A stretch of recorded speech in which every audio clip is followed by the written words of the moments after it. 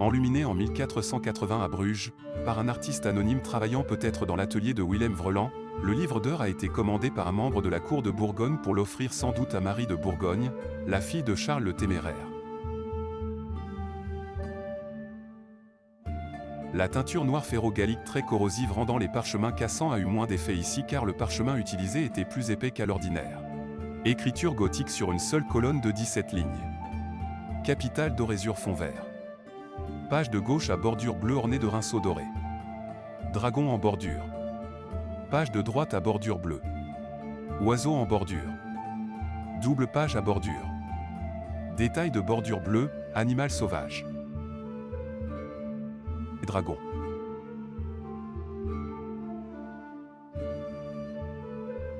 Démon ailé. Grille monstrueux à figure humaine. Chien jouant du chalumeau. Encore des dragons.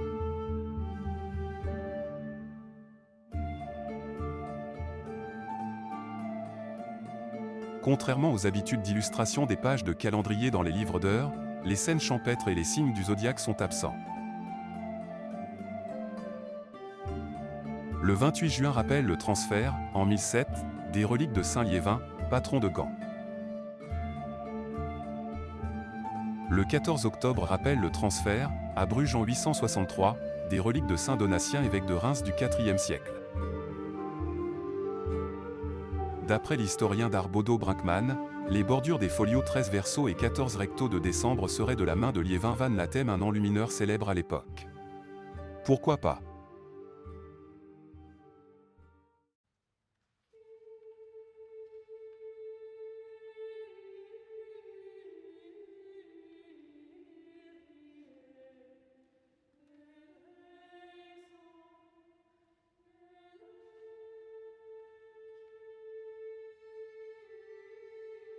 D'après le miroir historial de Vincent de Beauvais, le lion chevauché par un roi symbolise le péché d'orgueil.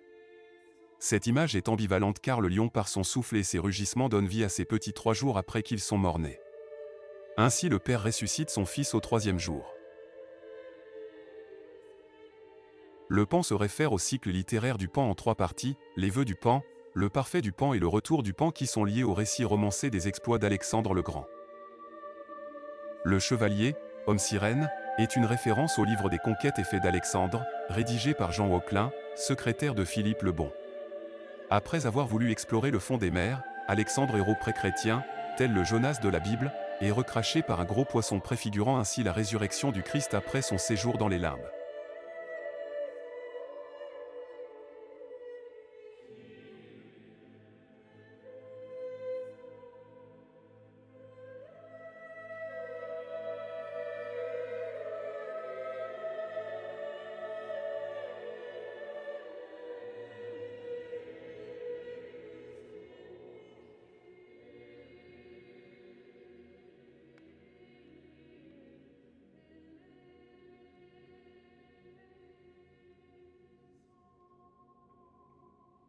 Image étonnante. L'enfant Jésus à naître est coiffé, chance pour l'humanité qui sera sauvée.